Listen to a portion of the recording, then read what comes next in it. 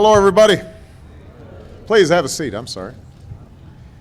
It is a great pleasure to have all of you here at the White House on this gorgeous sunny day. Sun's shining, birds are singing, change is in the air. This has been a historic week, a week in which we've cast aside some old divisions and put in place new reforms that will reduce our dependence on foreign oil, prevent fraud against homeowners, and save taxpayers money by preventing wasteful government contracts. A week that marks significant progress in the difficult work of changing our policies and in transforming our politics. But the real test of change ultimately is whether it makes a difference in the lives of the American people. That's what matters to me, that's what matters to my administration, that's what matters to the extraordinary collection of members of Congress that are standing with me here, but also who are in the audience. And we're here today because of a bill that will make a big difference. The Credit Card Accountability, Responsibility, and Disclosure Act.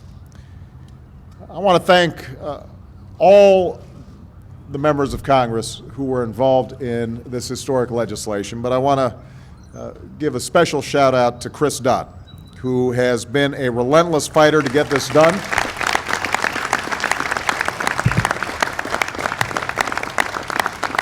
Chris wouldn't give up until he got this legislation passed.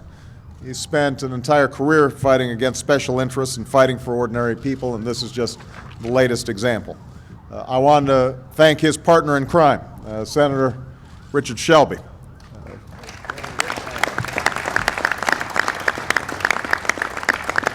On the House side, Representatives Barney Frank, Carolyn Maloney, and Luis Gutierrez for their outstanding work.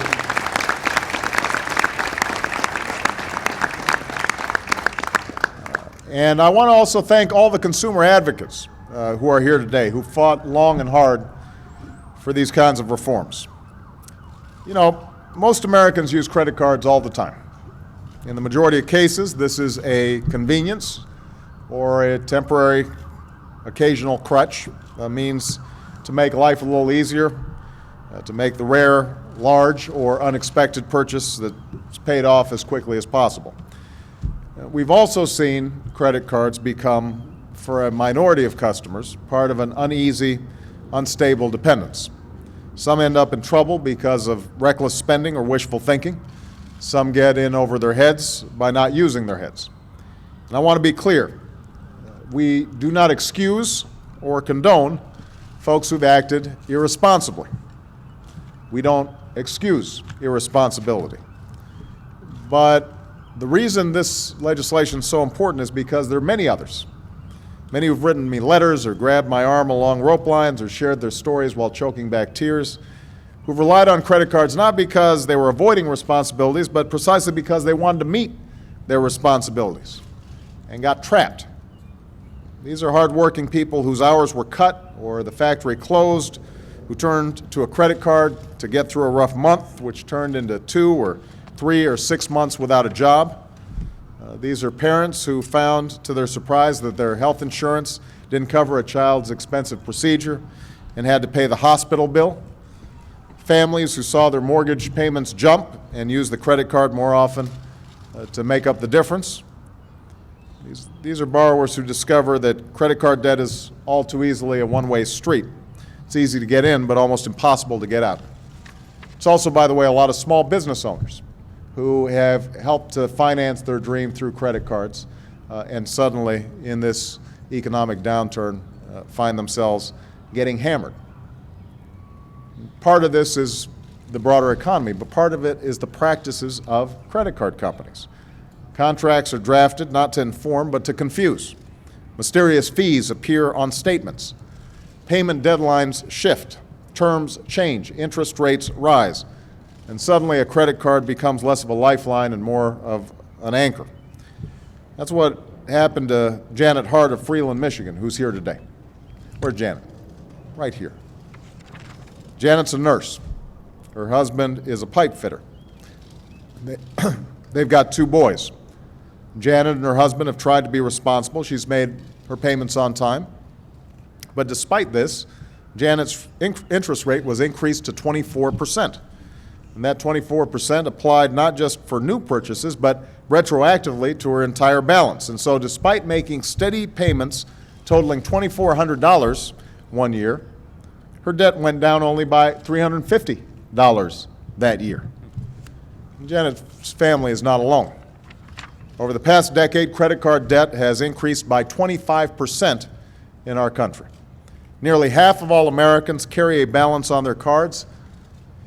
Those who do carry an average balance of more than $7,000. And as our economic situation worsened and many defaulted on their debt as a result of a lost job, for example, a vicious cycle ensued.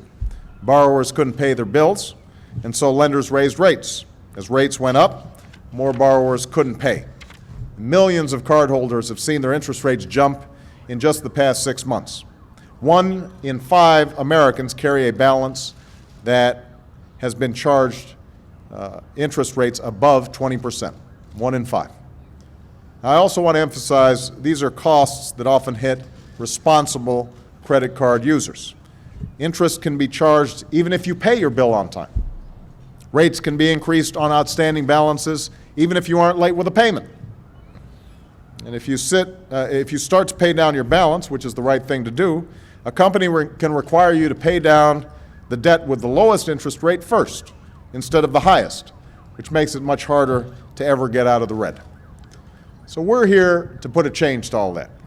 With this bill, we're putting in place some common sense reforms designed to protect consumers like Janet. I want to be clear about this. Credit card companies provide a valuable service. We don't begrudge them turning a profit. We just want to make sure that they do so while upholding basic standards of fairness, transparency, and accountability. Just as we demand credit card users to act responsibly, we demand that credit card companies act responsibly too. And that's not too much to ask. And that's why, because of this new law, statements will be required to tell credit card holders how long it will take to pay off a balance and what it will cost in interest if they only make the minimum monthly payments. We also put a stop to retroactive rate hikes that appear on a bill suddenly with no rhyme or reason. Every card company will have to post its credit card agreements online, and will monitor those agreements to see if new protections are needed. Consumers will have more time to understand their statements as well. Companies will have to mail them 21 days before payment is due, not 14. And this law ends the practice of shifting payment dates. This always used to bug me. You know, when you'd get like, suddenly it was due on the 19th, when it had been the 31st. Lastly, among many other provisions, there will be no more sudden changes to terms and conditions. We require at least 45 days notice if the credit card company is going to change terms and conditions. So we're not going to give people a free pass.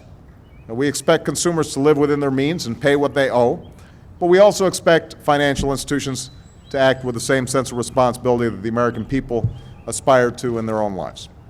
And this is a difficult time for our country, born in many ways of our collective failure to live up to our obligations, to ourselves and to one another. And the fact is, it took a long time to dig ourselves into this economic hole. It's going to take some time to dig ourselves out.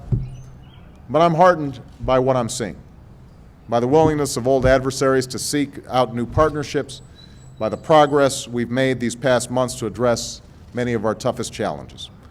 And I am confident that as a nation, we will learn the lessons of our recent past and that we will elevate again those values at the heart of our success as a people.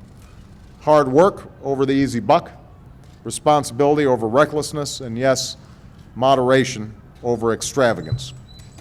This work's already begun, and now it continues. I thank the members of Congress for putting their shoulder to the wheel in a bipartisan fashion and getting this piece of legislation done. Congratulations to all of you. The least I can do for you is to sign the thing. All right.